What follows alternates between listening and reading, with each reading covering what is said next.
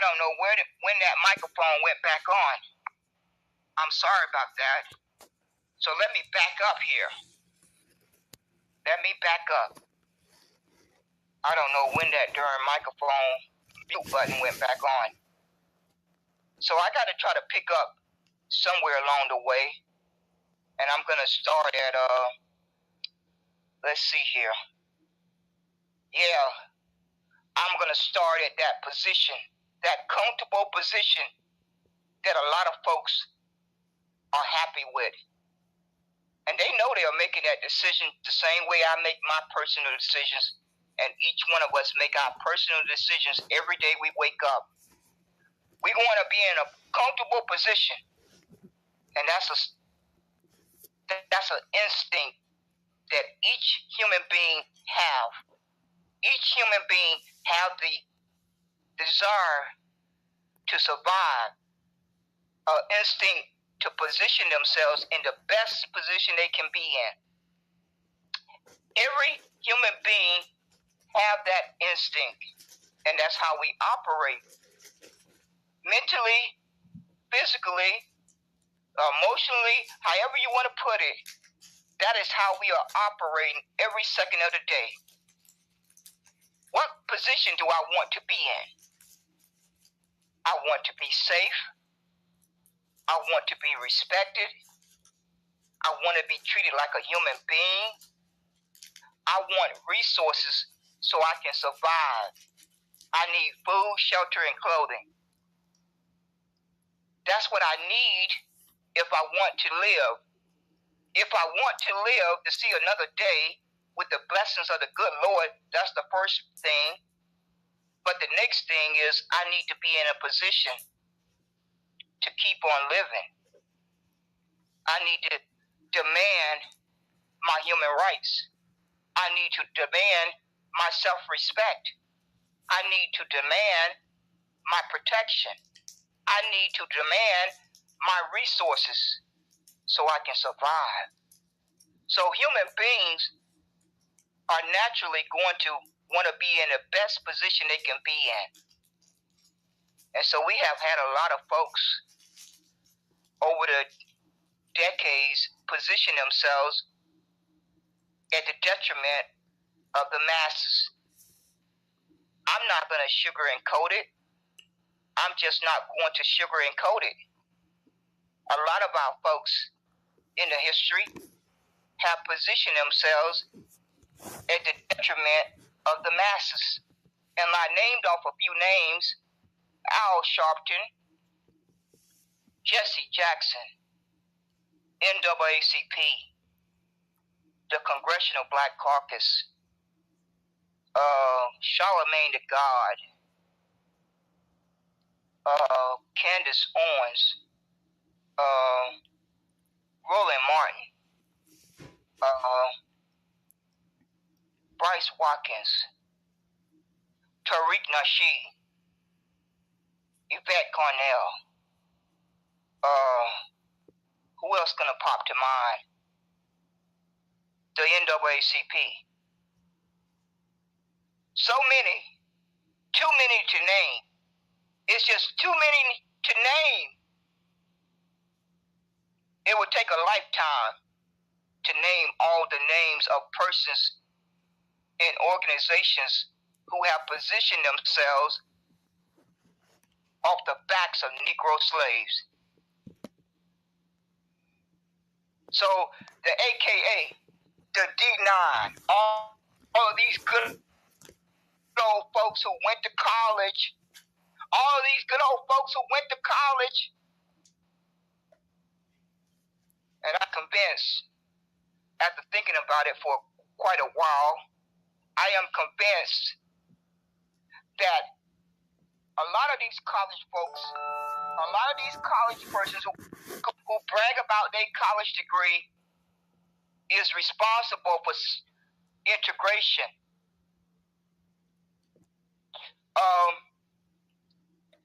Because the Negro ancestors, they made it very clear to Lincoln and Sherman, General Sherman, that they never never wanted to be integrated with the enemy, with the diabolical human beings that were living at that time in 1865.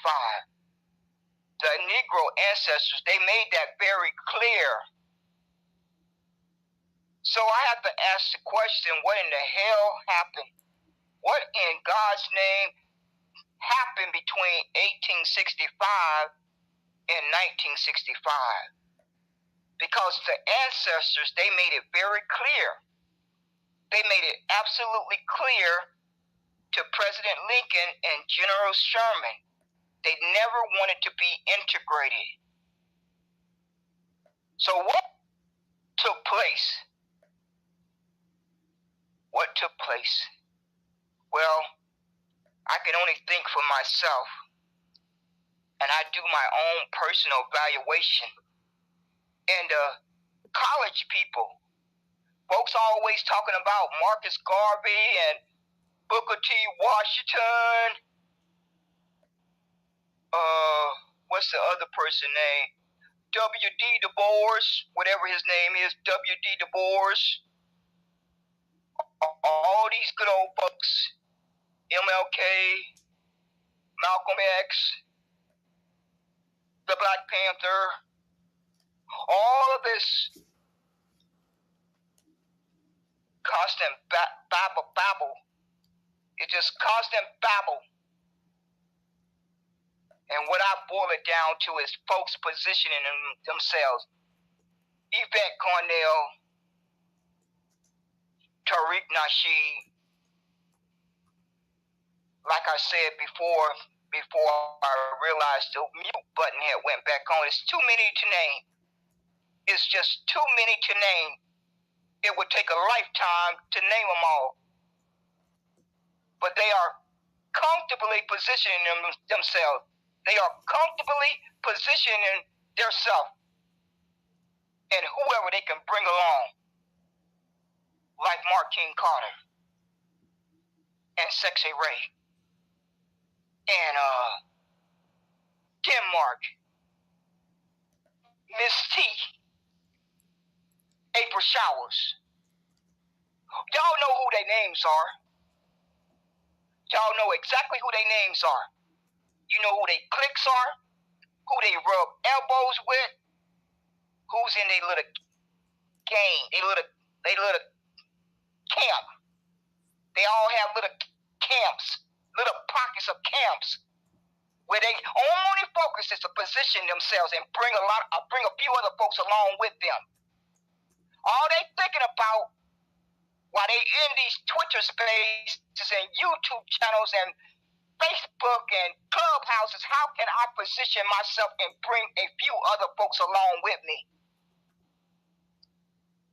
And I convince as many people to come on board with what's coming out of my mouth.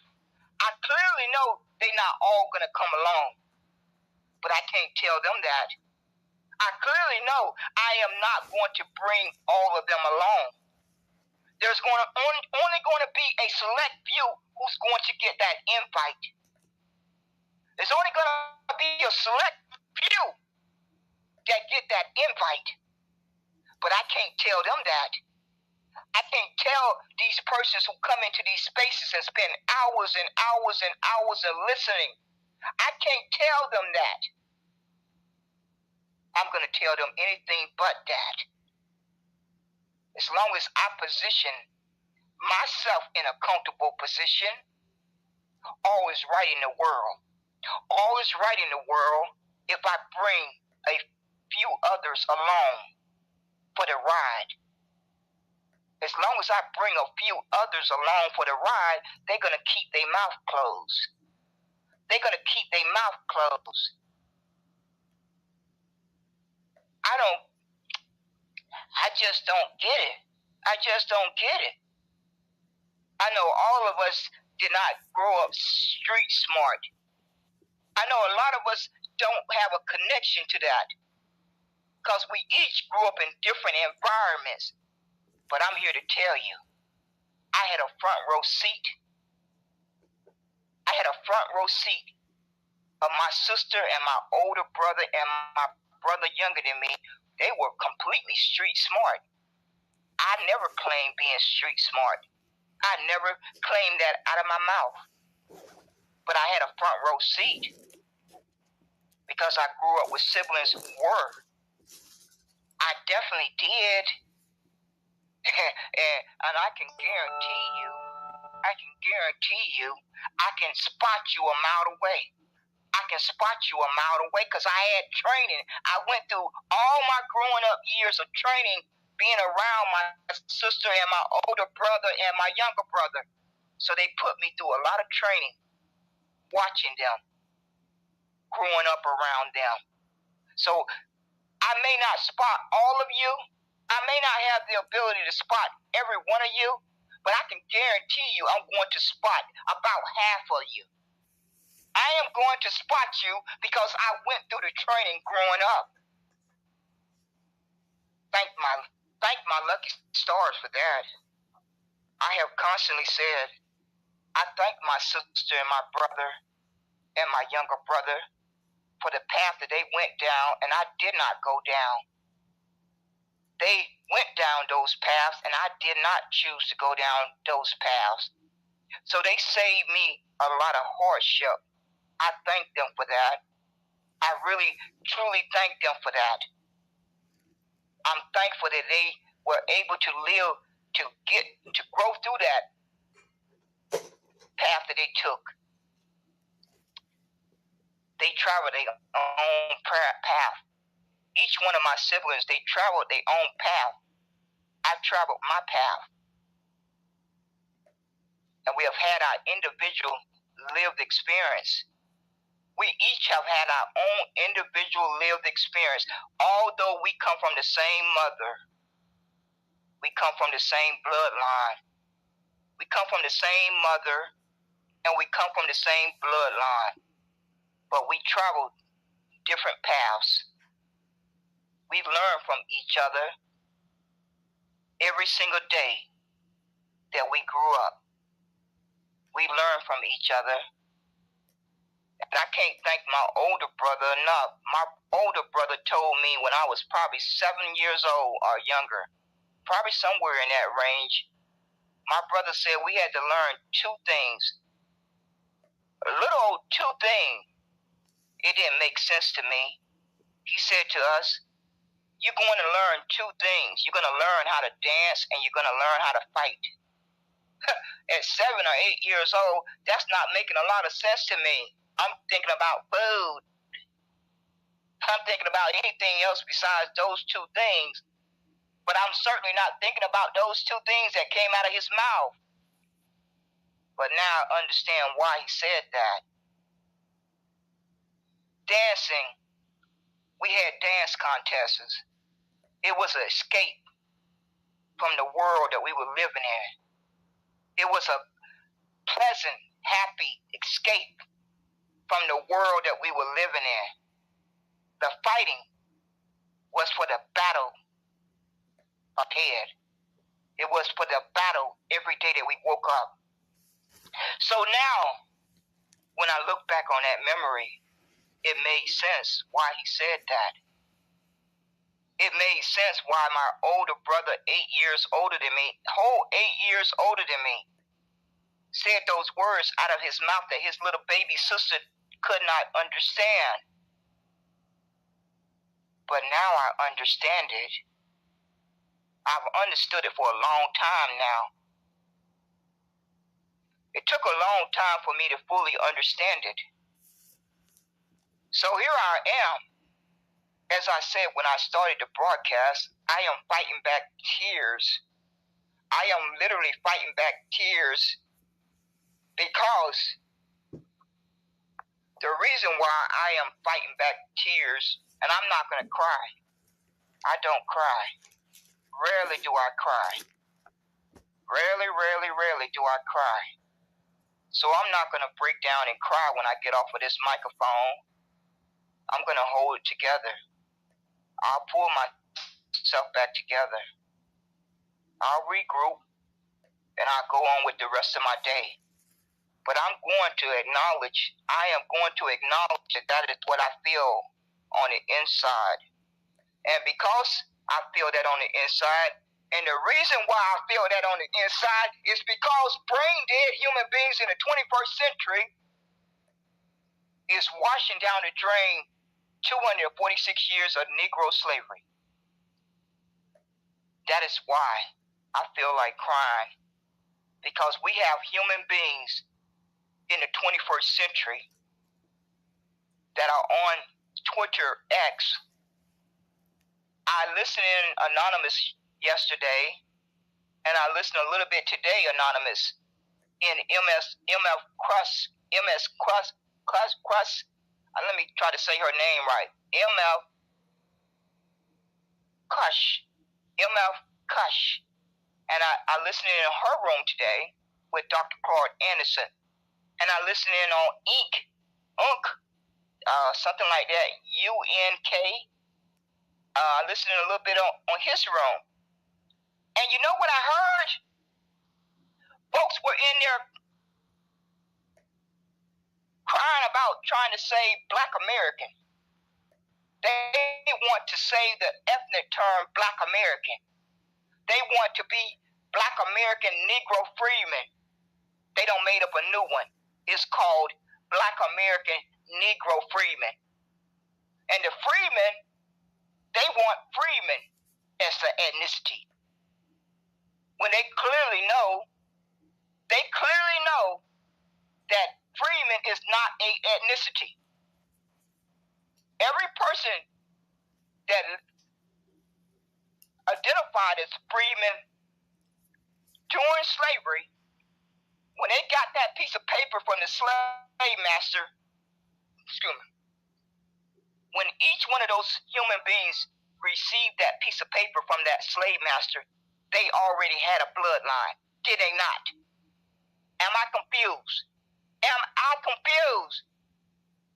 Every one of those human beings who ended up on a Dawes roll, they had a bloodline before they signed their name on that Dawes roll. Every one of those human beings that walked into that Freeman Bureau, they had a bloodline before they walked in there with their two legs. We know that. Every person that came to America had a bloodline before their 2 feet landed on this soil. Every human being that was here before Christopher Columbus had a bloodline before Christopher Columbus got here.